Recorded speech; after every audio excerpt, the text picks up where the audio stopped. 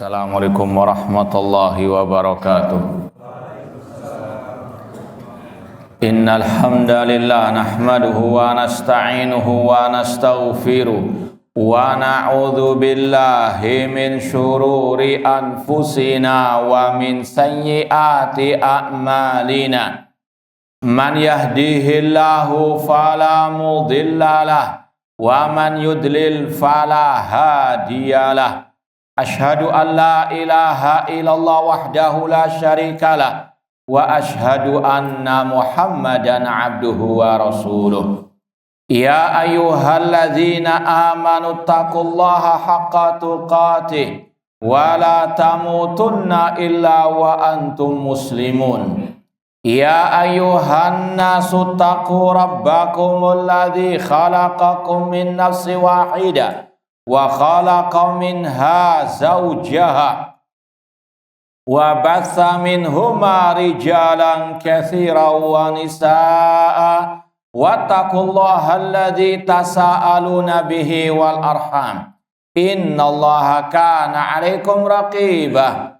Ya ayyuhalladzina amanu taqullaha wa qulu qawlan sadida yuslih lakum a'malakum wa yaghfir lakum dhunubakum wa may yuti'illaha wa rasulahu faqad faza fawzan 'azima. Amma ba'd, fa inna asdaqal hadits kitabullah wa khairal hadi hadyu Muhammadin sallallahu alaihi wasallam wa syarrul umuri muhdatsatuha wa kullu muhdatsatin bid'ah wa kulla bid'atin dhalalah wa kulla dhalalatin finnar.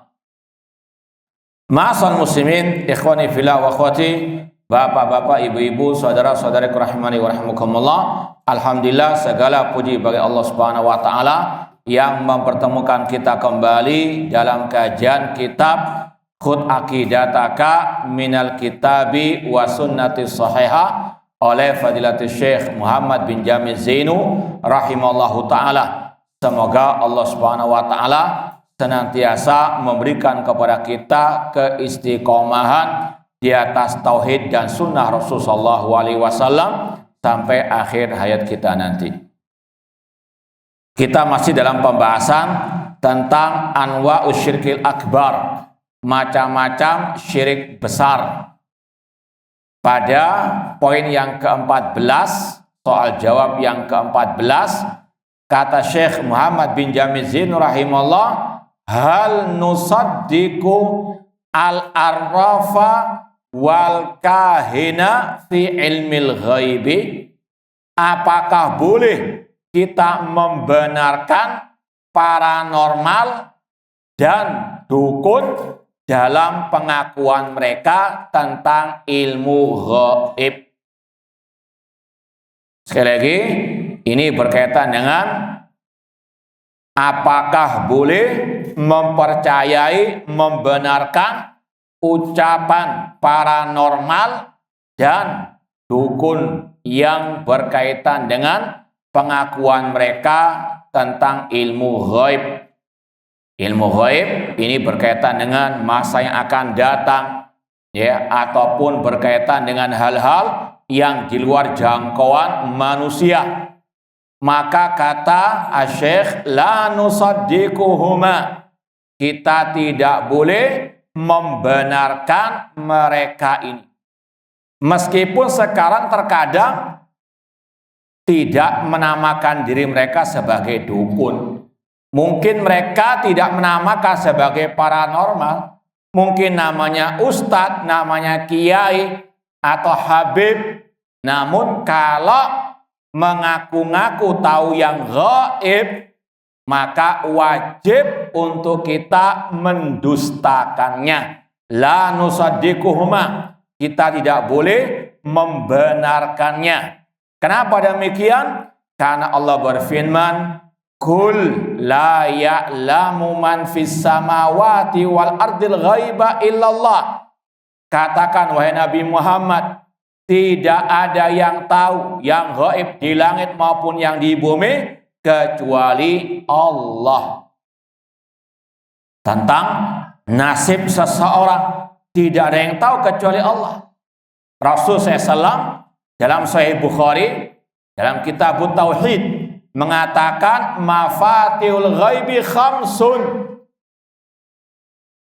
Kunci-kunci ilmu gaib ada 5. Kemudian Rasul menyebutkan 5 hal tersebut, dan ini sebagaimana dalam akhir surat Luqman Allah mengatakan innallaha indahu ilmus sa'ah wa yunazzil ghaitha wa ya'lamu ma fil arham wa ma tadri nafsun madza taksibu ghadan wa ma tadri nafsun bi ayyi ardin tamut.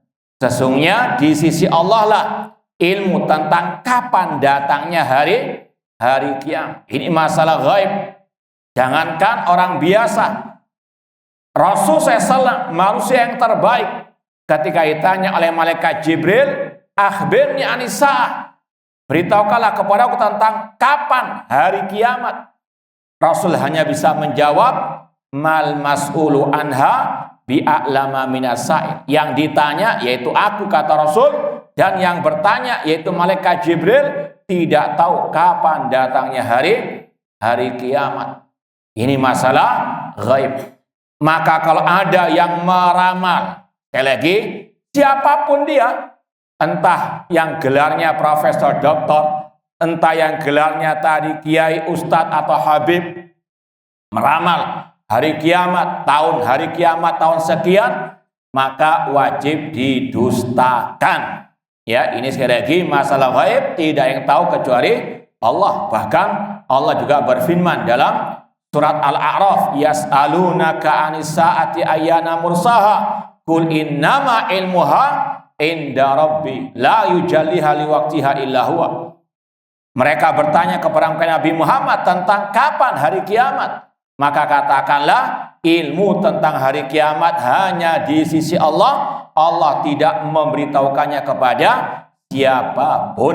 Bahkan tadi malaikat yang termulia yaitu malaikat Jibril, manusia yang termulia Nabi Muhammad SAW, tidak tahu ilmu hari kiamat kapan datangnya, tahun berapa, bulan berapa, tanggal berapa. Kita hanya cuma tahu satu saja, yaitu harinya apa? Hari Jumat. Tapi Jumat kapan? Pertama, kedua, ketiga. Jumat Pahing, Pon Wage. Ya, tidak ada yang tahu. Ini sekali lagi ilmu gaib yang hanya Allah yang tahu. Demikian pula dengan tentang turunnya hujan, wa yunazzilul ghaitha. Kepastian turunnya hujan tidak ada yang tahu kecuali Allah. Kapan tepatnya turunnya hujan, di mana, apalagi perinciannya, airnya itu berapa liter misalnya. Ini hanya Allah yang tahu. Kalau ada yang bertanya bagaimana dengan perakiraan cuaca, maka sebagaimana namanya perakiraan. Dan kata para ulama seperti Syekh Abdul Aziz bin Baz dan yang lainnya, ini tidak mengapa dengan syarat tidak memastikan, dan alangkah baiknya kalau dikatakan insya Allah menurut penelitian BMKG akan turun hujan di tempat ini pada hari ini insya Allah. Sekedar apa? Perkiraan tidak memastikan. Dan ini kata beliau sesuai dengan ilmu yang mereka teliti. Ini ada hukum sebab akibat. Dan kalau tidak salah sudah kita sampaikan atau nanti akan kita sampaikan, ini bedanya obat dengan jimat. Obat kenapa kok boleh dikonsumsi, diminum, sedangkan jimat tidak boleh. Karena kalau jimat tidak ada hukum sebab akibat antara penyakit dan apa? Orang penyakit jantung dikasih karet yang biasa untuk bungkus makan gitu. Apa hubungannya? Nggak ada hukum sebab akibatnya. Ini yang namanya syirkun billah. Akan ada pembahasan tersendiri. Beda dengan obat melalui penelitian apa? Ilmiah. Ada hukum sebab akibat. Atau memang itu ada hadisnya dari Rasulullah SAW. Meskipun nggak diteliti, habbatus sauda dawat min kulli da, jintan hitam obat bagi segala penyakit, meskipun nggak diteliti wajib kita benarkan. Namun sekali lagi tadi, kalau jimat ini tidak ada hukum sebab akibat. Inilah bedanya ramalan tadi, ya, nasib seseorang, ramalan tentang hari kiamat tidak ada. Ya, sekali lagi dalilnya wahyu dari Allah Subhanahu wa taala maupun juga penelitian ilmiahnya, ya, tidak bisa dibenarkan sama sekali. Dan yang ketiga, wa ya'lamu ma fil arham. Allah yang mengetahui apa yang dalam rahim seorang ibu, seorang wanita, dari janin secara tafasil, perinciannya. Kapan dia lahir, sehat atau sakit, dia ketika lahir dalam keadaan hidup atau mati, gak ada yang tahu. Nasibnya nanti bagaimana, hanya Allah yang tahu perincian sang janin tersebut. Dan ini tidak bertentangan, kata para ulama, dengan alat USG. Karena itu bukan termasuk bagian daripada ilmu ghaib, karena sudah Allah ciptakan. Karena alat USG hanya meneliti masalah sakit atau tidak, laki atau perempuan. Ini sudah bukan ilmu ghaib lagi, sudah Allah ciptakan dalam rahim. Ya, sekali lagi ini bedanya ilmu ghaib yang hanya Allah yang tahu dengan sebagian yang sudah Allah jadikan sebagai ilmu yang syahada yang bisa diketahui oleh manusia. Adapun tadi perincian tentang janin tersebut hanya Allah yang tahu. Kemudian yang keempat, kata Allah, wa ma tadri nafsum madza taksibu ghadan. Engkau tidak tahu apa yang engkau perbuat esok hari. Kita hanya bisa merencanakan, kepastiannya nggak ada yang bisa mengetahui. Makanya Allah mengatakan, wala taqulanna li syai'in inni fa'ilun dzalika ghadan illa ayyasha Allah. Jangan engkau mengatakan aku akan berbuat demikian esok hari kecuali dengan mengatakan insya Allah. Ya, sekali lagi manusia tidak tahu. Kalau nasib dia saja tidak tahu, apa yang dia perbuat esok hari saja dia tidak tahu, apalagi nasib orang lain. Apalagi juga tentang nasib, ya, suatu bangsa, suatu negara. Seperti dulu ada kitab buku yang bagus karangan Syekh Abdul Malik Ramadhani hafizallahu taala, Khurafatul Haraki. Judulnya Khurafat pengikut kelompok Harokah, yang mana buku itu ditujukan membantah seorang dosen di Universitas Ummul Qura yang namanya, ada yang tahu nggak? Safar al-Hawali. Dia punya statement bahwasanya bangsa negara Yahudi di Palestina itu akan runtuh tahun 2012. Sekarang tahun berapa? Maka Syekh Abdul Malik Ramadhani mengatakan kelompok Harokah Ikhwanul Muslimin CS itu memang dari nenek moyangnya suka khurafat. Antum jangan merasa aneh kalau sekarang ini ustadz-ustadz dari kelompok-kelompok Harokah itu suka meramal, ya, tentang masalah Yahudi dan seterusnya. Naudzubillahi min dzalik. Itu adalah warisan nenek moyang mereka dari zaman Hasan al-Banna dan seterusnya. Ini sekali lagi di antara kata beliau, contohnya ini Safar Hawali, meskipun doktor akidah di Universitas Ummul Qura, namun ya beliau menggelari hadal kahin, ini dukun. Meskipun doktor di Universitas Ummul Qura jurusan akidah, namun sesat menyesatkan. Ini sekali lagi tidak ada yang tahu yang gaib kecuali Allah. Di antara nasib kita saja nggak tahu, apalagi nasib seorang manusia ataupun bangsa manusia. Ya, sekali lagi tidak tahu yang gaib kecuali Allah. Demikian pula kata Allah, wa ma tadri nafsun bi ayyi ardin tamut. Dan tidak ada satu jiwa yang tahu di bumi mana dia akan mati. Ya, maka dustakan semua ramal-ramalan orang-orang tersebut. Wa qala sallallahu alaihi wasallam, Rasul SAW bersabda, man ata arrafan au kahinan fasaddaqahu bima yaqul faqad kafara bima unzila ala Muhammadin sallallahu alaihi wasallam. Barang siapa yang mendatangi tukang ramal atau paranormal atau kahinan, dukun, lalu dia membenarkan ucapannya, maka dia telah kafir kepada yang diturunkan kepada Nabi Muhammad SAW. Itu tadi diantaranya ayat yang berbunyi qul la ya'lamu man fis samawati wal ardil ghaiba illallah. Kalau dia percaya dukun, berarti dia mendustakan ayat tadi yang menyatakan tidak ada yang tahu yang gaib kecuali Allah Subhanahu wa taala.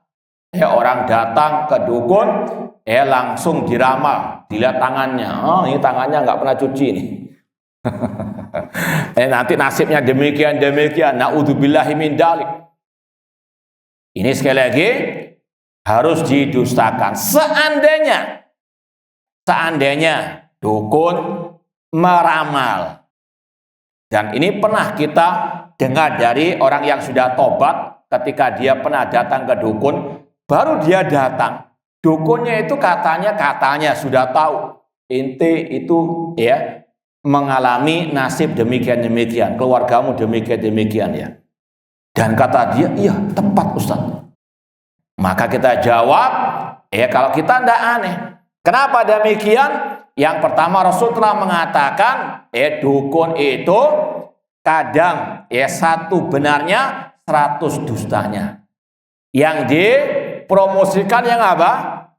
Dan itu pun bukan dari dia yang tahu yang gaib. Kata para ulama, dukun yang sejati, yang asli, bukan dukun pijet bukan dukun bayi. Terkadang nama ini harus teliti. Dukun itu banyak kalau di negeri kita, bidang-bidangnya ada dukun pijet. Namun yang kita maksud di sini dukun yang dia mengaku tahu yang gaib dan seterusnya.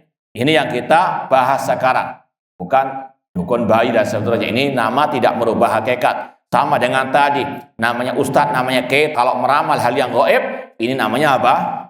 Dukun, ustadz dukun lah istilahnya. Nah, intinya kita sampaikan kata para ulama, dukun yang sejati tidak mungkin dia betul-betul ahli dalam perdukunannya, kecuali ada bantuan dari setan dari kalangan jin. Ada MOU, perjanjian antara setan jin dan setan manusia dari dukun ini. Seandainya misalnya dukun ini didatangi seorang yang tadi punya masalah, maka dukun ini punya jin yang nantinya cari informasi. Ini intelnya, cari informasi tentang, kan namanya jin beda kekuatan kecepatannya dengan apa? Manusia. Maka dukun tersebut dapat informasi dari apa? Al-jin. Ketika dia mengabarkan, bukan dia tahu yang gaib, tidak, namun dapat apa? Paham enggak? Sebagaimana aparat kan terkadang ada apa? Intelnya. Kepalanya nggak tahu, tapi yang apa? Bawahannya yang apa? Meneliti. Jadi sekali lagi, mereka dukun-dukun atau tukang sihir tidak mungkin bisa melakukan praktek perdukunan sihir tanpa bantuan dari setan dari kalangan al-jin tersebut. Dan hubungan mereka hubungan syirik dan kufur. Jin tidak akan mungkin membantu dukun dan tukang sihir sampai mereka betul-betul kufur dan berbuat syirik kepada Allah Subhanahu wa taala. Kalau nggak salah ini sudah kita sampaikan pada bab yang lalu. Maka ketika dia mengabarkan tentang yang gaib, bukan dia tahu yang gaib, seandainya itu benar, itu tidak apa? Tidak benar sama sekali dia tahu yang gaib tersebut. Ikhwani fillah wa akhwati rahimani wa rahimakumullah. Kemudian kata Syekh poin yang ke-15, hal ya'lamul ghaiba ahadun? Apakah ada seseorang yang tahu yang gaib? Maka jawabannya la ya'lamul ghaiba ahadun. Tidak ada seorang pun tahu yang gaib. Jangankan manusia biasa, Rasul SAW, Allah perintahkan untuk mengatakan kul la amliku li nafsi naf'an wala dharran illa masya Allah walau kuntu a'lamul ghaiba lastakthartu minal khairi wa ma massaniya su. Katakan wahai Nabi Muhammad, aku Nabi Muhammad tidak bisa mendatangkan kemanfaatan dan kemudaratan kecuali dengan kehendak dari Allah. Seandainya aku, kata Rasul, tahu yang gaib, aku akan memperbanyak dari kebaikan dan tidak menimpaku kemudaratan. Kalau kita lihat dalam As-Sirah An-Nabawiyah, berapa banyak kisah-kisah yang menunjukkan Rasul tidak tahu yang gaib. Di antaranya kisah ketika Aisyah radhiyallahu anha dituduh berselingkuh oleh Abdullah bin Ubay bin Salul, tokohnya orang-orang munafikin. Rasul tidak tahu awalnya kedustaan atau kebenaran berita tersebut. Rasul ditimpa gundah gulana, sedih karena keluarganya tertimpa gosip miring tersebut. Seandainya Rasul tahu yang gaib, nggak mungkin Rasul apa? Sedih. Rasul akan apa? Membantah langsung statement berita miring tersebut. Namun Rasul tidak tahu yang gaib sampai turun wahyu kepada beliau. Demikian pula dalam hadis Al-Haud, telaga Rasul SAW, dikatakan ketika ada sebagian umat beliau yang diusir dari telaga di padang mahsyar, Rasul mengatakan ummati ummati, ya Allah mereka umatku. Apa kata Allah? Innaka la tadri ma ahdatsu ba'dak. Engkau wahai Muhammad tidak tahu apa yang diada-adakan oleh mereka sepeninggalmu. Rasul tidak tahu yang gaib. Makanya dusta, sesat, bahkan syirik kalau ada yang mengatakan Rasul tahu yang gaib. Seperti yang diutarakan, disenandungkan oleh sebagian kaum muslimin dalam qasidah-qasidah pujian terhadap Nabi SAW. Ya akramal khalqi maliman aludu bihi siwaka inda hudulil hadithil amami wa min judika dunya wa darataha wa min ulumika ilmul lahi wal qalam. Na'udzubillah min dalik. Ini dua bait syair yang syiriknya lengkap 100%. Syirik rububiyah, uluhiyah dan asma wa sifat. Ya akramal khalqi, wahai makhluk yang paling mulia, yang dimaksud Nabi Muhammad SAW. Tidak ada tempat aku berlindung ketika musibah datang kecuali kepadamu. Ini bentuk syirik apa?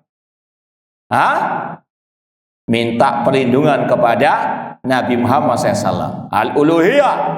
Yang kedua, di antara kedermawanmu Nabi Muhammad adanya dunia dan akhirat. Syirik dalam apa? Ar-rububiyah. Maka mereka sempurnakan dengan yang ketiga, wa min ulumika ilmu lahi wal qalam. Di antara ilmu Nabi Muhammad, ilmu di lauhul mahfuz. Ini syirik dalam apa? Asma wa sifat. Di antara sifat Allah, alimul ghaib, dia yang tahu ilmu gaib, hanya Allah yang tahu. Tapi kata mereka Nabi Muhammad juga tahu. Padahal jelas dalam hadis Jibril ketika beliau ditanya kapan datang hari kiamat, beliau tidak tahu. Seandainya beliau tahu yang di lauhul mahfuz, pasti bisa menjawab kapan. Hanya hari kiamat tersebut. Namun sekali lagi, inilah sebagian kaum muslimin yang berlebih-lebihan terhadap Nabi Muhammad SAW, padahal Rasul sendiri melarang. Dengan sabda beliau, la tutruni kama atratin nasara Isa ibn Maryam. Jangan kalian berlebih-lebihan dalam menyanjung diriku sebagaimana orang Nasara berlebih-lebihan dalam menyanjung Isa ibn Maryam. Innama ana abdun faqulu abdullahi wa rasuluh. Aku adalah hamba Allah, maka katakanlah aku adalah hamba Allah dan utusan Allah Subhanahu wa taala. Kemudian kata Syekh, illa man atla'ahu Allah minar rusul. Tidak ada yang tahu yang gaib seorang pun kecuali orang-orang yang ditampakkan yang gaib oleh Allah dari kalangan para rasul. Dalilnya mana? Surat Al-Jin, alimul ghaibi fala yudhiru ala ghaibi ahadan illa man irtada mir rasul. Dialah Allah yang tahu yang gaib. Dia tidak menampakkan kepada seorang pun yang gaib tersebut kecuali yang diridhoi oleh Allah dari kalangan para rasulnya. Secara zatnya para nabi, para rasul tidak tahu yang gaib. Rasul tidak tahu yang gaib. Namun ketika Rasul mengabarkan tentang surga neraka, tentang tanda-tanda hari kiamat, maka itu dari wahyu Allah. Ya, ini tidak bertentangan dengan qul la ya'lamu man fis samawati wal ardil ghaiba illallah. Hanya Allah yang tahu yang gaib, dan Allah menampakkan sebagian yang gaib tersebut kepada para nabi, para rasul. Ya, sekali lagi, secara zatnya para nabi, para rasul tidak tahu yang gaib. Adapun kalau mereka mengabarkan yang gaib, itu dapat wahyu dari Allah Subhanahu wa taala. Wa ma yantiqu 'anil hawa in huwa illa wahyu yuha. Makanya saya kira sampaikan, kalau nabi saja tidak tahu yang gaib, apalagi selain nabi. Entah itu dukun, paranormal, kiai, ustadz, habib, dan seterusnya. Poin ke-16, hal nalbasu al-khayta wal halaqa lisyifai. Apakah boleh kita memakai gelang entah dari kayu apa gaharu, kayu jati atau kayu akar bahar untuk mengobati penyakit? Kata beliau, lanal basuhuma, kita tidak boleh memakainya. Kenapa demikian? Liqauli ta'ala, karena Allah berfirman, wa iyam saskallahu bidurrin fala kashifalau illa huwa. Apabila Allah menimpakan musibah, tidak ada yang bisa mengentasnya kecuali Allah. Dan telah menjadi rahasia umum ketika orang sakit tersebut datang kepada dukun, kemudian diberikan tadi jimat-jimat, entah apalah namanya sekarang. Namun kalau intinya sama, tadi diberikan jimat, entah apa bentuknya, maka ini bentuk syirik kepada Allah Subhanahu wa ta'ala. Karena dalam segi keyakinan kejiwaan pun berbeda antara orang datang kepada dokter dengan yang datang kepada apa? Dukun. Sugestinya orang-orang awam luar biasa terhadap apa? Dukun-dukun tersebut, seolah-olah dukun itu adalah apa? Asyafi, yang bisa apa? Menyembuhkan. Naudzubillahi min dzalik. Itu keyakinan sebagian orang-orang tersebut. Makanya mereka rela diapakan oleh dukun tersebut karena meyakini dukun bisa mendatangkan manfaat dan madarat dengan sendirinya. Ini yang disebut dengan bentuk kesyirikan kepada Allah Subhanahu wa ta'ala. Kemudian ada hadis, meskipun ada sebagian yang mendhaifkan, yaitu sabda Rasulullah SAW, amma innaha la taziduka illa wahnan. Sesungguhnya jimat-jimat tersebut tidak menambahmu kecuali apa? Kelemahan. Semakin pakai jimat, semakin lemah, terutama tawakal tauhidnya kepada Allah Subhanahu wa taala. In bidha anka, buang jimat tersebut, fa innaka law mitta ma'aflahta abadan. Seandainya engkau mati dalam keadaan memakai jimat, tidak bahagia selama-lamanya. Orang yang mati dalam keadaan syirik akan sengsara dunia akhirat. Naudzubillah min dzalik. Allah mengatakan, la in asyrakta la yahbatanna amaluka. Jika engkau berbuat syirik, gugur semua amalmu. Allah mengatakan, innahu man yusyrik billah faqad harramallahu 'alail jannah. Barang siapa berbuat syirik, Allah haramkan baginya surga, wa ma'wahun nar, tempatnya adalah api neraka. Naudzubillah min dzalik. Kemudian poin yang berikutnya masih sambungan dari poin sebelumnya, poin ke-17, hal nu'alik al-kharaza wal wada'ata wa nahwaha. Apakah boleh kita menggantungkan tadi jimat-jimat? Kalau tadi dari tali, sekarang dari kayak kerang-kerang dari laut itu. Apakah boleh? Kata beliau, la nu'allikuha minal ain. Kita tidak boleh menggantungkannya entah kepada anak-anak atau kepada binatang atau kepada rumah dan seterusnya. Dalam rangka tadi untuk tolak bala, menangkal bala, terutama dari penyakit al-ain. Ini disebutkan penyakit mata. Ini bukan penyakit mata yang jasmani, namun penyakit mata yang muncul karena orang-orang yang hasad, iri dan dengki. Kata para ulama, ini diantara sebab penyakit al-ain itu adalah hasad dari seseorang. Mungkin ada tetangga, teman, mungkin kelihatannya baik, tapi hatinya bergejolak, membara dengan hasad, iri dan dengki.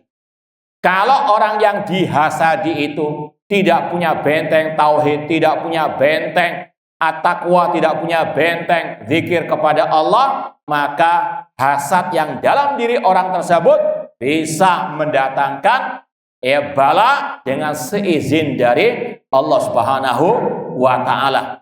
Makanya kita pagi dan petang dianjurkan membaca al-muawwidzatain, al-falaq dan an-nas. Di antaranya min syarri hasidin idza hasad. Aku berlindung kepadamu ya Allah dari kejelekan orang yang hasad apabila dia hasad.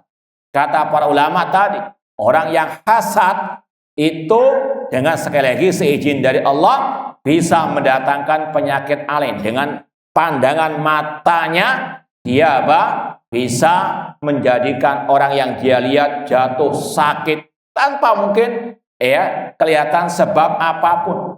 Makanya sekali lagi seorang hamba harus punya al-hisnu al-hasin, benteng yang kokoh, diantaranya at-tauhid dan juga al-azkar al-yaumiyah, zikir-zikir pagi dan petang dibaca. Karena kita nggak tahu siapa kawan, siapa lawan. Yang kelihatannya kawan ternyata lawan. Dengan hasad yang ada dalam dirinya, itu sekali lagi meskipun dengan seizin dari Allah tadi bisa mendatangkan al-bala.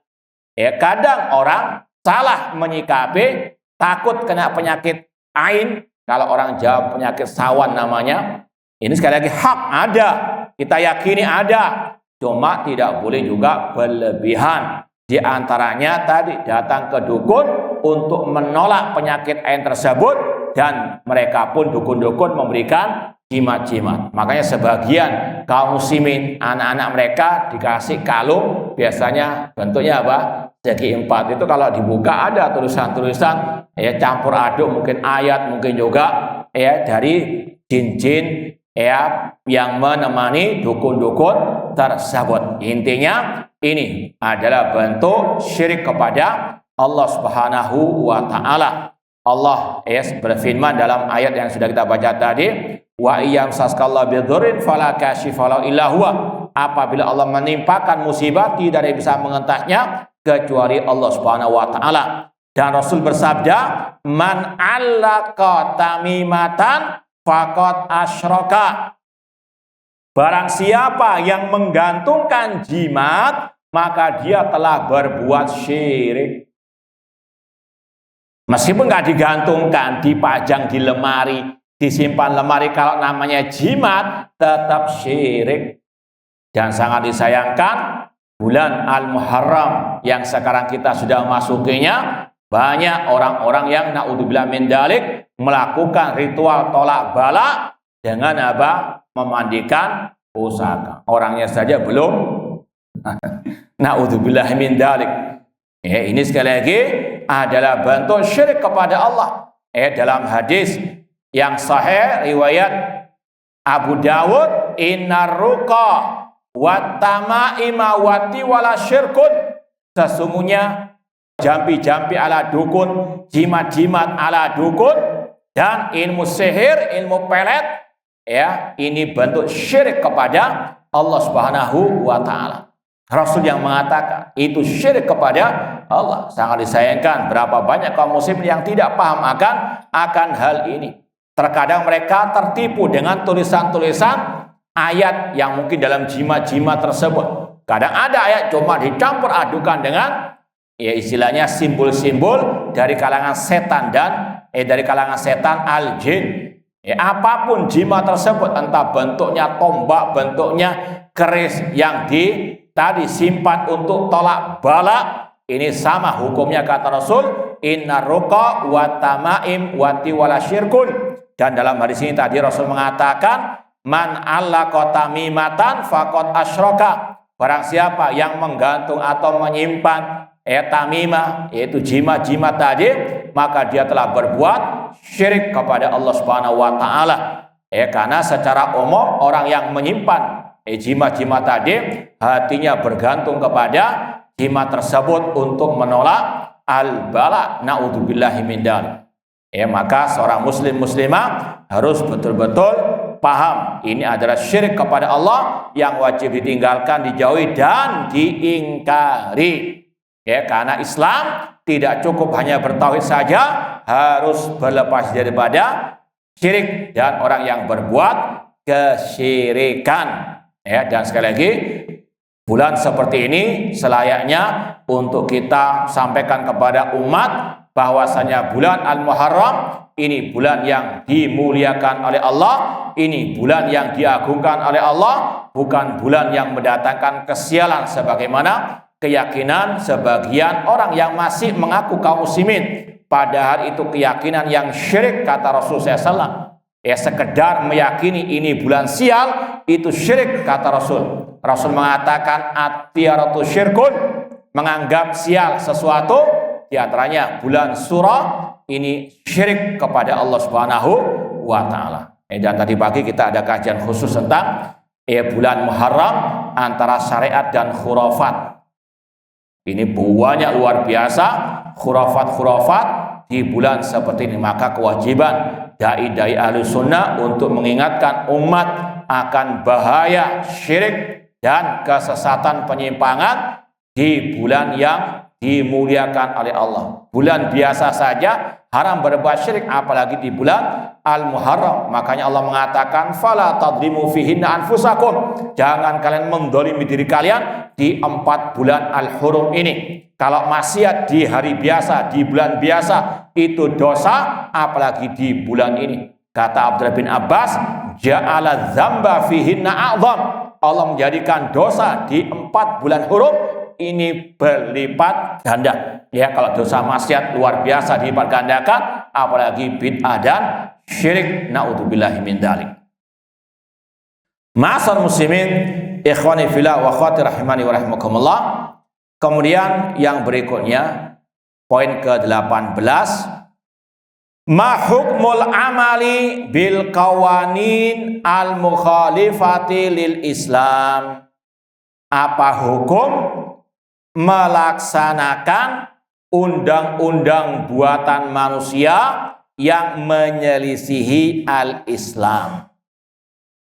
Kata beliau, al-amalu bil qawanin al-mukhalifati lil Islam kufrun idza ajazaha au i'taqada salahiyataha. Mengamalkan, melaksanakan undang-undang buatan manusia yang menyelisihi Islam, yang menyelisih hukum Allah, itu kufur, yaitu kufur akbar maksudnya. Namun dengan catatan, dengan syarat orang itu membolehkan atau meyakini akan kebolehannya, atau kalau istilah yang lain menghalalkannya. Sekali lagi, ini pembahasan yang harus dipahami terutama oleh yang mengaku sebagai ahlus sunnah, apalagi sebagai dai ahlus sunnah, ustadz salafi. Karena ini salah satu jurang pemisah, garis pembeda antara ahlus sunnah wal jamaah dengan kelompok al-khawarij sepanjang masa. Ini salah satu poin pentingnya. Kata Imam Al-Ajurri rahimahullah dalam kitab Asy-Syariah, wa mimma yatba al-haruriyah minal mutasyabih qauluhu ta'ala wa man lam yahkum bima anzalallahu faulaika humul kafirun. Kata Imam Al-Ajurri, kelompok khawarij yang nama lainnya al-haruriyah itu selalu mengikuti ayat yang mutasyabihat surat Al-Maidah 44, barang siapa yang tidak berhukum dengan hukum Allah maka mereka kafir. Dan kata Imam Al-Ajuri, kelompok Khawarij, mereka idza ra'au al-hakim yahkum bi ghairil haq faqad kafara. Dan kelompok Khawarij kalau melihat ada penguasa, pemimpin, pemerintah berhukum dengan selain kebenaran, mereka akan mengatakan pemimpin telah kafir. Ini syubhat Khawarij sepanjang masa. Jangankan pemimpin yang sekarang, Al-Khalifah Rasyid Ali bin Abi Thalib dituduh kafir oleh kelompok Al-Khawarij, di antaranya oleh Abdurrahman bin Muljam. Ya, dalam sejarah disebutkan Abdurrahman bin Muljam yang sudah berniat membunuh Ali bin Abi Thalib. Kalau Ali bin Abi Thalib biasanya keluar sholat subuh, beliau berjalan dari rumah beliau ke masjid, itu beliau ya sudah direncanakan mau dibunuh oleh Abdurrahman bin Muljam. Sebelum Abdurrahman bin Muljam menyabetkan pedangnya kepada Ali bin Abi Thalib, dia sempat mengatakan inil hukmu illa lillah. Tidak ada hukum kecuali hukum Allah. Kemudian Abdurrahman bin Muljam membacakan satu lagi ayat, wa minan nasi man yasinafsa batigha amardatillah. Di antara manusia ada orang-orang yang menjual dirinya untuk Allah alias berjihad di jalan Allah. Lalu dia pun apa? Menyabetkan pedangnya kepada Ali bin Abi Thalib radhiyallahu taala anhu. Kenapa Ali bin Abi Thalib dibunuh? Karena apa? Dituduh kafir. Kenapa dituduh kafir? Tadi karena Ali dituduh tidak berhukum dengan hukum Allah, dan mereka meyakini yang tidak berhukum dengan hukum Allah kafir, murtad, halal darahnya. Dan itu syubhat kelompok teroris ya sampai detik ini. Karena teroris itu adalah anak cucunya kelompok Al-Khawarij. Ya, kelompok Khawarij masih eksis sebagaimana kelompok Syiah Rafidhah qatalahumullah. Maka perlu ya dipahami pembahasan yang satu ini. Mana pemahaman yang benar tentang hal ini? Maka kita perlu perinci sedikit. Yang pertama, seorang muslim muslimah wajib meyakini hukum Allah wajib diterapkan di mana dan kapan saja. Hukum Allah ada pada Al-Quran dan Sunnah Rasulullah SAW. Itu yang pertama. Wajib kita meyakini hukum Allah yang wajib diterapkan. Wa anihkum bainahum bima anzalallah. Hendaklah engkau menghukumi di antara manusia dengan hukum Allah. Wajib berhukum dengan hukum Allah. Yang kedua, bahwasanya hukum Allah itu meliputi semua bidang kehidupan manusia. Bukan hanya hukum di pemerintahan saja. Akidah wajib berhukum dengan hukum Allah. Makanya Nabi Yusuf alaihissalam ketika beliau di penjara mendakwai dua teman yang di penjara, beliau mengatakan, inil hukmu illa lillah amaro alla ta'budu illa iyah. Tidak ada hukum kecuali hukum Allah. Apa hukum Allah? Allah memerintahkan agar kalian tidak beribadah kecuali hanya kepada Allah. Ini hukum dalam akidah. Harus menyerahkan ibadah kepada Allah. Demikian pula hukum Allah mencakup hukum dalam ibadah. Artinya orang beribadah harus berhukum dengan hukum Allah, harus mengikuti syariat Allah, harus mengikuti tuntunan Rasulullah SAW. Sallu kama ra'aitumuni, itu berhukum dengan hukum Allah. Ini bedanya juga antara kelompok Khawarij teroris dengan Ahlus Sunnah. Kelompok Khawarij itu hanya menyempitkan hukum Allah pada hukum di pemerintah. Ini pemerintah kafir. Kenapa? Karena nggak melaksanakan hukuman hudud. Hukum rajam bagi pezina, hukum kisos bagi yang membunuh. Mereka menyempitkan hanya pada pemerintah saja. Sedangkan mereka sendiri kalau mau diteliti nggak berhukum dengan hukum Allah dalam bidang banyak sekali. Contohnya mereka ngebom, membunuh turis asing. Apakah itu hukum Allah yang mereka laksanakan? Sedangkan Rasul mengatakan, man qatala mu'ahadan lam yarah rayatal jannah. Barang siapa membunuh orang kafir mu'ahad, seperti turis asing yang kafir itu, maka kata Rasul yang membunuhnya dia tidak mencium bau surga. Itu di antara apa? Kesalahan Penyimpangan mereka menyempitkan hukum Allah hanya pada pemerintahan saja. Mereka tidak paham hukum Allah meliputi segala bidang kehidupan. Di antara masalah berpakaian. Makanya sebagian mereka, terutama di Saudi Arabia, pernah waktu kita masih mahasiswa, masih rame-ramenya teror di sana, itu mereka apa? Menyamar jadi akhwat pakai cadar. Kemudian apa? Ketika ditangkap ternyata jenggotan istilahnya. Kenapa mereka kok sampai menyamar tadi? Karena prinsip mereka hukum Allah itu pada hukum apa? Pemerintah. Sedangkan pakaian Rasul mengatakan Allah melaknat laki-laki yang menyerupai apa? Perempuan kama Rasul sallallahu alaihi wasallam. Maka sekali lagi seorang muslim apalagi yang mengaku al-sunnah harus paham hukum Allah meliputi semua bidang kehidupan. Di kantor wajib berhukum dengan hukum Allah. Jangan mengatakan kan ini urusan dunia, nggak usah pakai qala Allah qala Rasul, nggak bisa.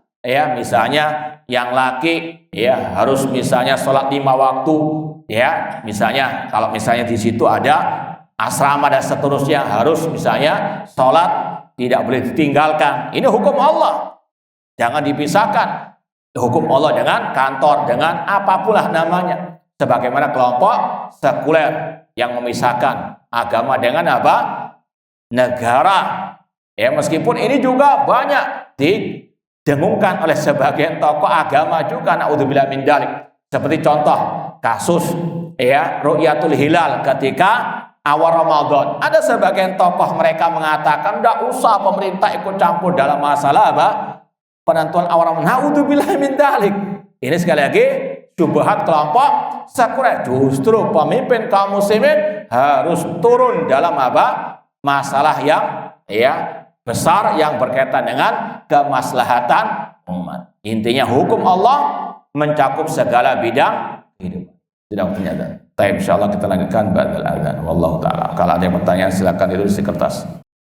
Baik, ma'asal muslimin, ikhwani fillah wa akhwat rahimani wa rahimakumullah. Kita lanjutkan sedikit lagi pembahasan nomor 18 tentang wajib berhukum dengan hukum Allah. Anak ulang lagi, prinsip kita dalam hal ini yang pertama, wajib kita meyakini berhukum dengan hukum Allah. Tentunya yang tadi tercantum dalam Al-Quran dan Sunnah itu wajib. Yang kedua, hukum Allah mencakup segala bidang kehidupan. Ada hukum Allah dalam masalah akidah, ada hukum Allah dalam masalah ibadah, ada hukum Allah dalam masalah muamalah jual beli, utang piutang, harus berhukum dengan hukum Allah Subhanahu wa taala. Kemudian yang ketiga, seandainya ada yang tidak berhukum dengan hukum Allah, maka ada tafsil perinciannya. Apakah orang itu jatuh ke dalam kufur besar atau kufur kecil? Makanya Abdullah bin Abbas ketika mentafsirkan Al-Maidah 44, beliau mengatakan faulaika humul kafirun, itu kufrun duna kufrin. Mereka itu kafir, kufur yang dibawa ke kufuran, alias kufur kecil. Beliau mengatakan dalam riwayat yang lain, kufrun la yanqulu anil millah, itu kekafiran yang tidak mengeluarkan dari Islam. Makanya kelompok teroris atau ulama-ulama kelompok teroris, mereka berusaha melemahkan riwayat tafsir Abdullah bin Abbas ini. Padahal jelas itu sahih dengan berbagai macam riwayat. Kenapa enggak sesuai dengan hawa nafsu mereka? Kalau di rumah itu, di rumah saya ada buku milik mereka, judulnya Kafir Tanpa Sadar. Itu dikatakan yang tidak berhukum dengan hukum Allah itu kafir, berdalil dengan Al-Maidah 44. Lalu diperinci, kalau negara nggak berhukum dengan hukum Allah, presidennya kafir, menterinya kafir, aparat keamanan kafir, dan yang ikut memilih juga apa? Mungkin juga satpamnya, hansipnya juga apa? Itu naudzubillah min dzalik. Dan ini akidah masih bergentayangan di tengah-tengah kaum muslimin. Maka wajib berhati-hati. Bahkan lebih dari itu. Ya, kita beberapa kali sampaikan di majelis untuk menjadi ibrah tentang kenyelenehan kelompok-kelompok fanya teroris. Ya, ini terutama yang di Surabaya. Dulu ada buletin punya mereka. Ya, judulnya secara global, berloyalitas kepada tauhid itu kemurtatan atau kekufuran, judulnya. Berloyalitas kepada apa? Tauhid itu kemurtatan ataupun kekufuran. Diperinci di buletin itu yang ada di bawah naungan Departemen Tauhid maka dia kafir. Karena kaidahnya tadi, kalau sudah atasan kafir, semuanya yang loyalitas kafir. Wa malam yakum bi kalau kafirun. Jadi buletin ini mengatakan memiliki statement yang di bawah naungan tauhid itu kafir, dan sudah menjadi rahasia umum kementerian yang ada di negeri kita ini kementerian tauhid kata mereka. Nah, cuma yang aneh bin nyeleneh, di buletin itu tertulis buletin ini di bawah yayasan ini dan itu dengan rekomendasi Kementerian Hukum dan HAM. Paham ya? Nah, ana waktu itu memang ingin membantah buletin ini dan sudah berapa kali kita bantah buletin itu. Di antara bantahan ana ini sudah jelas lah untuk membantah itu sangat amat mantul. Kalian mengatakan yang berloyalitas dengan Departemen Tauhid itu kafir. Kalian kafir menurut kalian sendiri. Karena kalian apa? Itu di bawah kementerian yang mereka sudah yakini itu tauhid sudah. Paham ya? Yang lebih lucu lagi, bulan depannya terbit lagi buletin itu, tapi nggak ada kata-kata Kementerian Hukum dan HAM. Nah, itu ahlul bidah. Tahu kalau mereka ini batil, salah, cuma nggak mau mengakui. Paham ya? Nah, bahkan mungkin setelah itu kita sempat didatangi oleh tokoh mereka ngajak debat. Kita kasih kitab bahasa Arab nggak bisa baca. Paham ya? Intinya Ahlus Sunnah wal Jamaah mengatakan orang yang tidak berhukum dengan hukum Allah ada perinciannya. Yang pertama, kalau dia meyakini hukum selain hukum Allah, hukum barat misalnya, lebih baik daripada hukum Allah, kafir. Meskipun ini hukum secara umum, bukan menunjuk si B, si C-nya. Yang meyakini hukum barat lebih baik daripada hukum Allah, kafir. Yang menyamakan hukum Allah dengan hukum barat sama, sederajat, ini kafir. Atau yang mengatakan boleh-boleh saja halal berhukum dengan hukum selain hukum Allah, ini sama dengan menghalalkan khamar, sama dengan menghalalkan, dan ini ada istihlal, membolehkan, bukan sekedar berbuat. Sama dengan orang berzina. Berzina itu kufur akbar atau gimana hukumnya? Dosa besar. Apakah mengeluarkan dari Islam? Tidak. Kecuali kalau apa? Menghalalkannya. Apa kata-kata menghalalkan itu maksudnya? Yaitu mengatakan zina halal. Ini yang wajib kita tekankan. Karena sekarang muncul sebagian orang yang ditokohkan oleh sebagian orang kita, tapi ada ungkapannya yang mirip dengan khawarij. Di antaranya mengatakan orang itu ketika terus-menerus memakan harta riba, seandainya dia dinasehati riba halal, tapi dia mengatakan ana tetap makan riba. Paham? Padahal dia tidak mengatakan halal, cuma bersikeras tetap memakan dari harta apa? Riba. Ini sekali lagi kata para ulama, dia tidak kafir, dia tidak menghalalkan. Sama dengan orang minum-minuman keras, karena sudah kecanduan, meskipun dinasihati tetap dia mengatakan ana besok mau beli apa? Minuman keras lagi. Apakah orang itu antum hukumi kafir? Tidak. Kecuali kalau dia mengatakan ana meyakini minuman keras ini halal, zina halal, dan seterusnya, baru namanya itu istihlal yang mengeluarkan dari apa? Nah, ini juga sama. Maka antum kalau mau lebih perinciannya tentang masalah ini, alhamdulillah kita juga banyak tulisan-tulisan hanya menerjemahkan sebetulnya dari ucapan para ulama. Syekh Abdul Aziz bin Baz dulu pernah dikeroyok oleh sebagian tokoh-tokoh harokah di Arab Saudi. Ada Salman Al-Auda, Aid Al-Qarni, Safar Hawali yang mendebat beliau untuk beliau mengatakan yang tidak berhukum dengan hukum Allah kafir, keluar dari Islam tanpa perincian. Ada dialog yang luar biasa itu. Alhamdulillah sudah ditranskrip, alhamdulillah sudah kita terjemahkan, sudah kita posting di medsos kita. Ini agak panjang sedikit. Intinya beliau dikasih syubhat sana sini, syubhat sana sini, tetap beliau seperti gunung Uhud yang tegar mengatakan yang tidak menghalalkan tidak kafir. Sekali lagi, antum kalau mau baca, ya alhamdulillah sudah kita posting di medsos kita. Dialog Al-Alamah Syekh Abdul bin Baz rahimahullah tentang berhukum dengan selain hukum Allah. Intinya tadi ada perinciannya. Kalau orang itu tidak menghalalkan, tidak kafir. Seandainya pemimpin dia nggak tahu apa hukum berhukum dengan selain hukum Islam, maka dia tidak bisa dikatakan apa?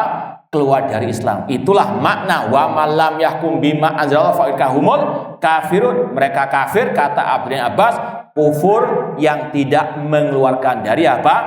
Al-Islam. Paham dong? Ya sekali lagi ini yang wajib dipahami. Meskipun sekarang juga banyak retorika-retorika yang bermacam-macam, tetap tujuannya sama, ingin mengatakan yang tidak berhukum dengan hukum Allah kafir mutlak. Ini alhamdulillah kita sering membantah kelompok-kelompok tersebut atau yang memiliki syubhat-syubhat tersebut. Kalau mau lebih terperinci, lihat di medsos kita, tulisan-tulisan kita tentang masalah berhukum dengan selain hukum Allah Subhanahu wa taala. Kemudian yang terakhir di sini disampaikan hadis Rasulullah SAW, wa malam tahkum a'immatuhum bi kitabillah wa yatakhayyaru mimma anzalallah illa ja'alallahu ba'sahum bainahum. Tidaklah pemimpin berhukum dengan selain hukum Allah dan mereka memilih dari apa yang diturunkan oleh Allah, kecuali Allah jadikan persengketaan mereka, pertengkaran mereka, perpecahan mereka di antara mereka. Ini salah satu azab siksa bagi yang tidak berhukum dengan hukum Allah. Cuma tadi tetap perinciannya apakah kufur besar, kufur kecil, tergantung kepada keyakinannya tersebut. Ya, ini bedanya Ahlussunnah dengan kelompok Khawarij. Kalau kelompok Khawarij secara mutlak nggak ada perincian, yang nggak berhukum dengan hukum Allah kafir secara mutlak. Padahal mereka juga ya kafir sesuai dengan statement mereka tersebut. Wallahu taala a'lam. Semoga Allah Subhanahu wa taala memberikan petunjuk kepada kita semuanya, terutama kepada pemimpin kita untuk berhukum dengan hukum Allah Subhanahu wa taala. Baik. Silakan ada pertanyaan. Ada pertanyaan, puasa Asyura jatuh di hari Ahad, apakah puasa Tasyu'a di hari Sabtu? Iya, ya, puasa Al-Muharram yang paling afdal tanggal 9 dan tanggal 10. Itu yang paling afdal. Tapi kalau nggak bisa tanggal 9, tanggal 10. Rasul SAW mengatakan, in kanal amul mukbil sumna yaumat tasi. Kalau ada umur panjang tahun depan, kita akan puasa tanggal 9 Al-Muharram. Dan Rasul bersabda, siyamu yaumi Asyura yukafiru sanatallati qablahu. Puasa Asyura menghapuskan dosa yang telah lalu. Kalau seandainya tadi bertepatan dengan hari Sabtu, ini kalau ada pertanyaan, lalu bagaimana dengan hadis la tasumu yaumas sabat, jangan puasa hari Sabtu. Kalau pendapat yang rojeh, yang ana pegangi, itu kalau mengkhususkan puasa sendiri hari apa? Sabtu. Namun kalau ini kan memang tidak mengkhususkan hari Sabtu, tapi karena pas tanggal 9 Al-Muharram, maka boleh puasa tanggal 9 dan tanggal 10 dari bulan Al-Muharram, meskipun tanggal 9-nya hari Sabtu, karena tidak mengkhususkan. Adapun kalau yang mau pegang pendapat yang lain secara mutlak nggak boleh puasa sunnah hari Sabtu, ya silahkan. Ini masalah khilaf ijtihadi di antara para ulama. Nah, apakah menabung uang karena takut suatu saat ada keperluan mendadak termasuk syirik? Tidak. Ini bedakan dengan tadi yang nggak ada hukum sebab akibat dengan yang ada hukum sebab akibat. Seperti contohnya, antum ya kalau nggak makan 3 hari takut mati nggak? Hah? 3 hari, jangan seminggu, 3 hari saja antum nggak makan. Hah? Syirik apa itu?